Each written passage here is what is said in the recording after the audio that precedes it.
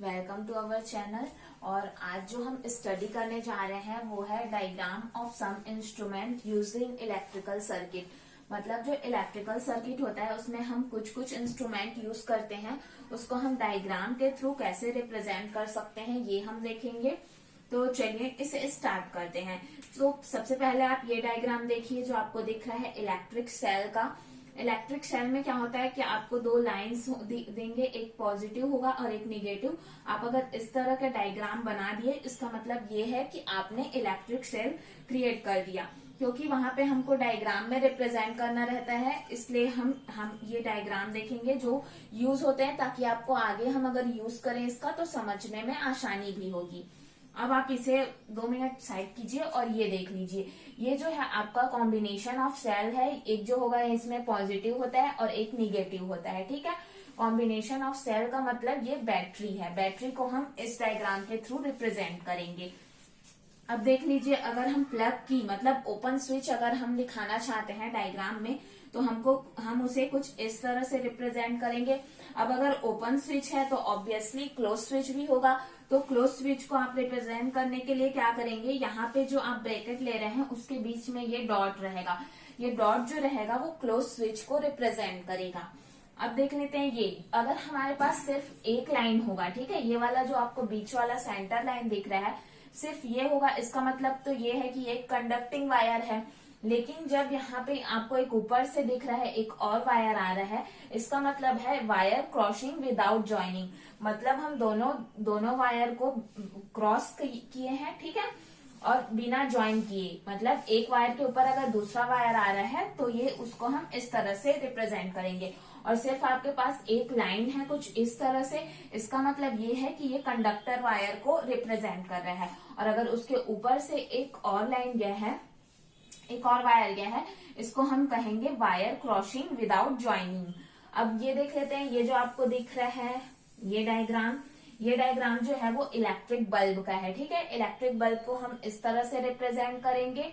और ये जो देखिए आप, ये जो दिख रहा है आपको, इसे हम रजिस्टर कहते हैं। ये एक ब्रेकर की तरह है। मतलब ये क्या है, ये जो आपको दिख रहा है ये एक ब्रेकर की तरह आपको दिख रहा है। ये जो है रेजिस्टेंस क्रिएट करता है। रेजिस्टेंस का मतलब है अवरोध या रुकावट क्रिएट करता है करंट के फ्लो में। तो इसको हम क्या कहेंगे, रजिस्टर। रजिस्टर के थ्रू हम क्या करते हैं, रेजिस्टेंस क्रिएट करते हैं, ठीक है। इसके बारे में अभी हम डीप में डिस्कशन करेंगे।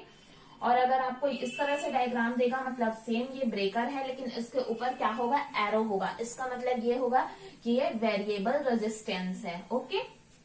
अब दो चीज आप और देख लीजिए। ये जो है आपको एमीटर को दर्शा रहा है। अमीटर का यूज हम क्यों करते हैं, करंट को मेजर करने के लिए। और अमीटर का साइन कुछ ऐसे रहेगा, आप बीच में ए लिखेंगे, एक तरफ प्लस और माइनस होगा। अमीटर को याद रखना, आप हमेशा हम इसे सीरीज में जोड़ते हैं। अभी आप ये याद रख लीजिए कि किसको सीरीज में करते हैं, किसको पैरेलल में करते हैं। इसके आगे हम इसकी डीप डिस्कशन कर लेंगे। ये जो है वोल्ट मीटर दिख रहा है आपको, वोल्ट मीटर को हम हमेशा पैरेलल में कनेक्ट करते हैं। और वोल्ट मीटर का साइन कुछ इस तरह से रहता है। तो इस तरह ये ओवरऑल कुछ इंस्ट्रूमेंट हुए जिसके बारे में हमने जाना कि हम उसको फिजिक्स में कैसे किस साइन के थ्रू रिप्रेजेंट करते हैं। क्योंकि हम हर चीज को तो वहां पे क्या करते हैं, ऐसे लिख नहीं सकते ना, इसलिए वहां पे ये सब कुछ डायग्राम है जिसके थ्रू हम रिप्रेजेंट करेंगे, चाहे वो वोल्ट मीटर हो, अमीटर हो या फिर कुछ भी, ठीक है। तो अब मैं इसको अब रिमूव कर देती हूँ। आपको ये सारे डायग्राम्स माइंड में रख के चलना है, ताकि कहीं पे भी हम डायग्राम यूज करें तो आपको पता चल जाए कि अगर हम कुछ इस तरह से बना रहे हैं इसका मतलब वहां पे रेजिस्टेंस हो रहा है। ये सब बेसिक नॉलेज आपको पता होनी चाहिए। इसलिए हमने ये जाना कि कुछ जो डायग्राम थे उसका यूज हम कैसे कर सकते हैं फिजिक्स में, ठीक है। अब नेक्स्ट आज जो हम स्टडी करने जा रहे हैं वो है हमारा ओम्स लॉ के बारे में, ठीक है। तो इसे हम पहले स्टडी कर लेते हैं। ओम लॉ के बारे में आप लोग होप पहले कुछ जानते भी होंगे। ओम जो है वो एक साइंटिस्ट थे जिसके नाम पर ये लॉ बना है, ठीक है। तो ओम लॉ के बारे में आज हम पूरी डिस्कशन करेंगे और साथ ही साथ हम ये भी जानेंगे कि रजिस्टर या रेजिस्टेंस जो होता है वो क्या होता है। तो चलिए इसे स्टार्ट करते हैं। ओम्स लॉ, ठीक है। ओम्स लॉ क्या होता है आज हम ये स्टडी करेंगे। तो ओम जो थे एक जर्मन फिजिसिस्ट थे, ठीक है। ये जर्मन फिजिसिस्ट थे, इनका नाम ओम, पूरा नाम देख लेते हैं हम। तो इनका पूरा नाम था जॉर्ज साइमन ओम, ठीक है। ये इनका पूरा नाम था। अब इस लॉ के अनुसार आप सबसे पहले ये याद कीजिए कि इससे पहले हमने क्या स्टडी किया है। तो हमने किसके बारे में स्टडी किया था, इलेक्ट्रिक करंट के बारे में पढ़ा था, करंट के बारे में स्टडी किया था जिसको हम आई से रिप्रेजेंट करते हैं।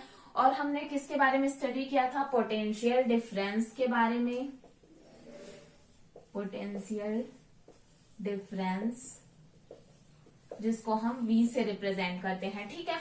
तो ये जो साइंटिस्ट थे ओम, ठीक है, उन्होंने क्या किया, ये जो हमने दो पहले पढ़ा करंट और पोटेंशियल डिफरेंस, इनके बीच में उन्होंने रिलेशन बताया, ठीक है। तो हम पहले लिख लेते हैं it is relation between current I flowing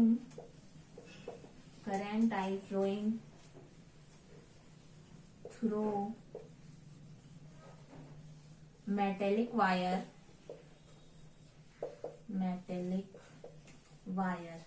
ठीक है, एंड पोटेंशियल डिफरेंस जिसको हम किससे रिप्रेजेंट करते हैं, V से, occurs in terminal, okay. It is a relationship between, ये जो करंट हमने पढ़ा flowing through a metallic wire and potential difference V, ये इन दोनों के बीच में रिलेशन बताता है, ठीक है। अब हम ये जान लेते हैं कि इस लॉ के अनुसार क्या होता है। तो अकॉर्डिंग टू दिस लॉ, इस लॉ के अनुसार क्या होगा कि आपका जो करंट है, ठीक है, या पोटेंशियल डिफरेंस को कर लीजिए पहले। तो पोटेंशियल डिफरेंस जो होगा आपका प्रोपोर्शनल होगा करंट आई के, ठीक। अब यहाँ पे आपको ये प्रोपोर्शनैलिटी का साइन दिख रहा है। इस प्रोपोर्शनैलिटी के साइन को हटाने के लिए यहाँ पे हम क्या करेंगे, एक कांस्टेंट लेंगे। तो V इज इक्वल टू, यहाँ पे हम जो कांस्टेंट ले रहे हैं वो R है, तो R इंटू आई हो जाएगा, ठीक है। यहाँ पे R जो है हम लिख लेते हैं, R इज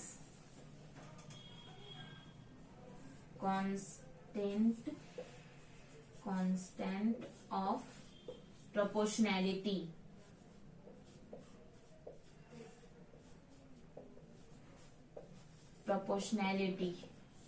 ठीक है। R जो है यहाँ पे कांस्टेंट ऑफ प्रोपोर्शनैलिटी है जिसको हम क्या कहते हैं, रेजिस्टेंस, ठीक है। ये होता है हमारा रेजिस्टेंस। अब इसके बारे में हम और जान लेते हैं। मैं इधर रिमूव करती हूँ ताकि हम इसके बारे में अभी और स्टडी करें। तो आप ध्यान से देखिएगा, ये जो हमने R लिया, ठीक है, R जो है वो रेजिस्टेंस है कह रहे हैं हम। तो रेजिस्टेंस का अगर हम डेफिनेशन देखें तो क्या होगा, इट इज, ये जो रेजिस्टेंस है वो एक प्रकार का रुकावट होता है जो कि करंट के फ्लो में क्या करता है, रुकावट डालता है। तो हम इसको लिख सकते हैं, it is property of conductor की ये प्रॉपर्टी होती है टू रजिस्ट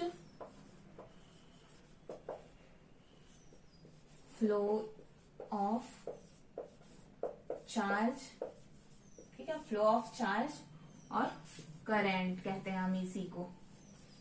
तो ये हो गया हमारा रेजिस्टेंस का डेफिनेशन। समझ लीजिए आप कि it is property of conductor to resist the flow of charge, मतलब ये क्या करता है, रेजिस्टेंस जो होता है वो चार्ज के फ्लो में रुकावट डालता है, ठीक है। अब यहां से आप क्या कर सकते हैं, ये यहां से एक फॉर्मूला भी निकल जाएगा, R इज इक्वल टू क्या हो जाएगा, V अपॉन आई, ठीक है। ये हो गया एक फॉर्मूला। अब इसकी आप यूनिट भी निकाल सकते हैं, ठीक है। तो इसकी यूनिट देख लेते हैं हम, इसकी यूनिट क्या हो जाएगी, वी के लिए हम वी के लिए हम कौन सा यूनिट यूज करते हैं, वोल्ट। और वहीं हम जो करंट होती है उसके लिए हम कौन सा यूज करते हैं, एम्पियर का। तो ये क्या हो जाएगा आपका, वोल्ट पर एम्पियर, और वोल्ट पर एम्पियर को ही हम क्या कहते हैं, ओम।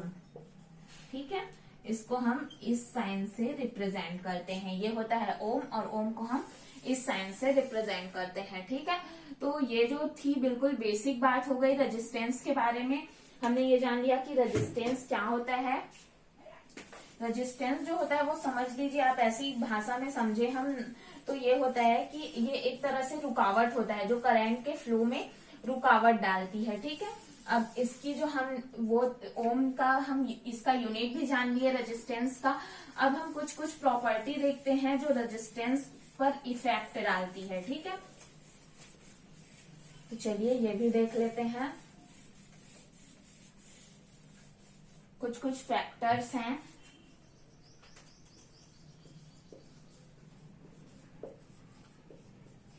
जिसका इफेक्ट जो होता है वो रेजिस्टेंस पर होता है। ठीक है, तो एक जो होता है इसका साइज का भी इफेक्ट, साइज के कारण भी होता है। दूसरा होता है नेचर ऑफ मटेरियल, मटेरियल के नेचर के ऊपर भी ये डिपेंड करता है।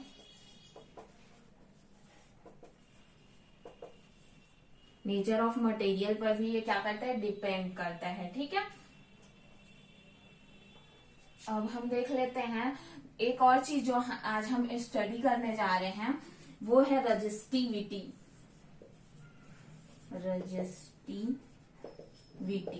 रजिस्टिविटी और इसको हम क्या कहते हैं, स्पेसिफिक रेजिस्टेंस। ठीक है, स्पेसिफिक रेजिस्टेंस भी कहते हैं हम इसको।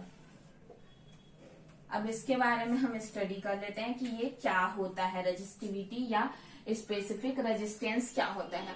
तो इसके लिए आप एक चीज समझना, जो हम आर निकाले हैं रेजिस्टेंस, उससे ही हम रिलेशन निकालेंगे इसका। ठीक है, तो पहला चीज आप देखिएगा, जो हम आर निकाले हैं तो उसके लिए पहला लिखेंगे आर इज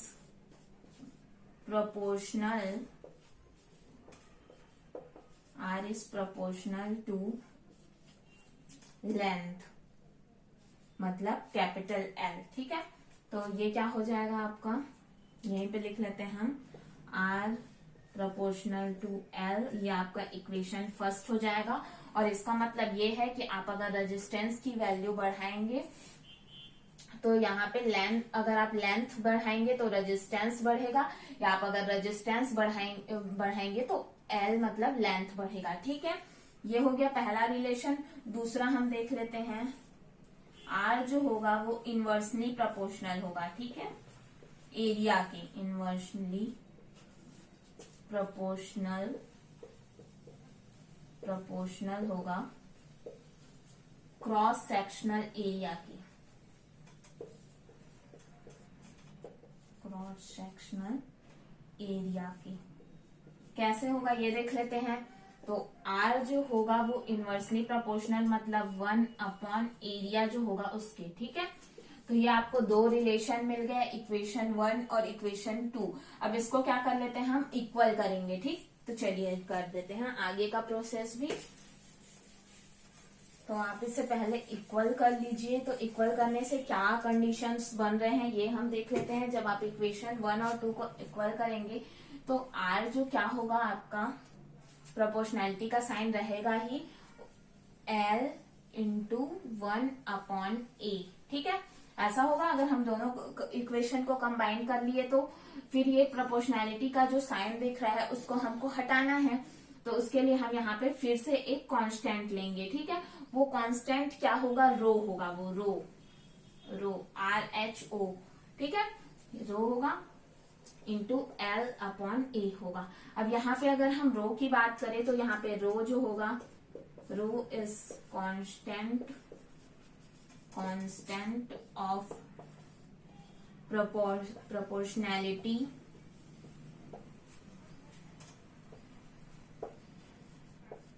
ठीक है, कांस्टेंट ऑफ प्रोपोर्शनैलिटी हो जाएगा हमारा रो। और जो कि क्या, इसी को ही हम क्या कहेंगे, रो जो होगा, रो ही कहलाएगा हमारा रजिस्टिविटी। रजिस्टिविटी या आप इसे कहें स्पेसिफिक रेजिस्टेंस, ये जो होगा रो ही कहलाएगा। ठीक है, इसको ही हम स्पेसिफिक रेजिस्टेंस कहेंगे। ये जो अगर हम बात करें रो या स्पेसिफिक रेजिस्टेंस की, तो ये जो होता है वो उसका एबिलिटी दिखाता है। ठीक है, एबिलिटी ऑफ, मतलब आप ये कह सकते हैं कि वो उसका एबिलिटी दिखाता है कि वो कितने करंट को रजिस्ट कर सकता है, मतलब रोक सकता है। ठीक है, तो ये इसका एबिलिटी बताता है। तो इस कंडीशन में आपके पास दो चीजें आएंगी। दो चीजें कौन कौन सी आएंगी, एक होगा आपके पास कंडक्टर और दूसरा चीज जो होगा आपके पास वो होगा इंसुलेटर। इंसुलेटर, तो अब इन दोनों के बारे में थोड़ा देख लेते हैं। कंडक्टर जो होता है, ठीक है, इसकी रजिस्टिविटी लो होती है, रजिस्टिविटी लो होती है। वहीं अगर हम इंसुलेटर की बात करें तो इसकी रजिस्टिविटी जो होती है वो हाई होती है।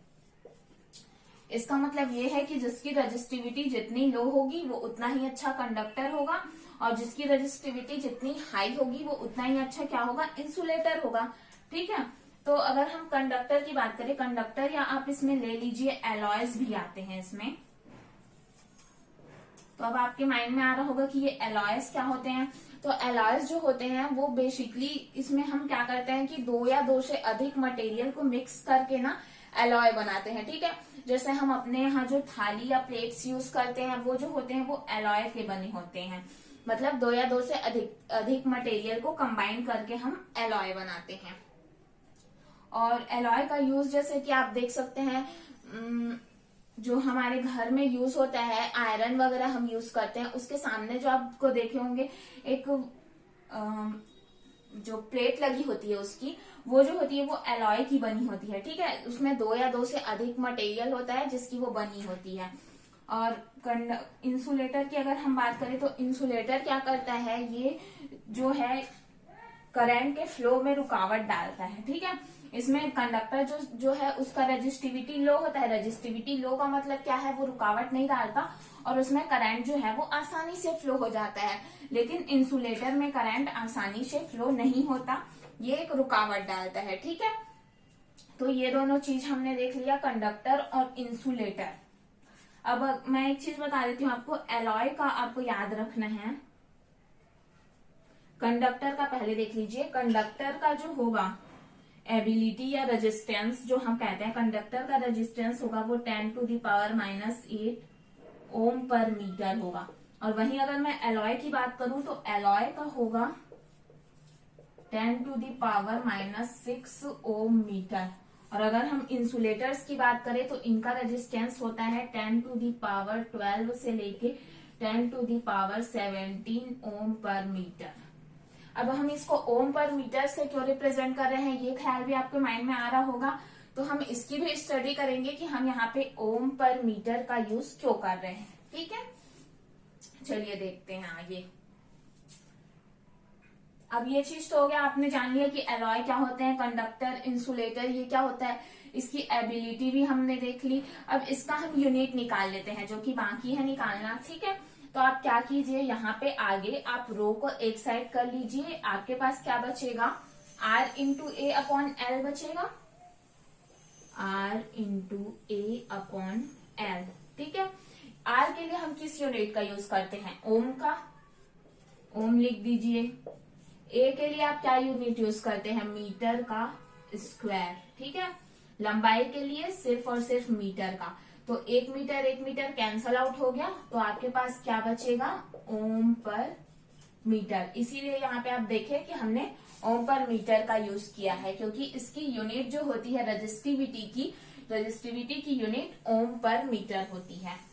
तो ये कुछ आज के टॉपिक थे जिसके बारे में हमने डिस्कस किया। हमने जाना कि रजिस्टिविटी क्या होती है, ओम्स लॉ के बारे में स्टडी किया। अगर आपको ये वीडियो पसंद आया तो आप इसे प्लीज लाइक कीजिए, और अगर कोई भी डाउट हो तो कमेंट सेक्शन पर बताइएगा। Thank you so much.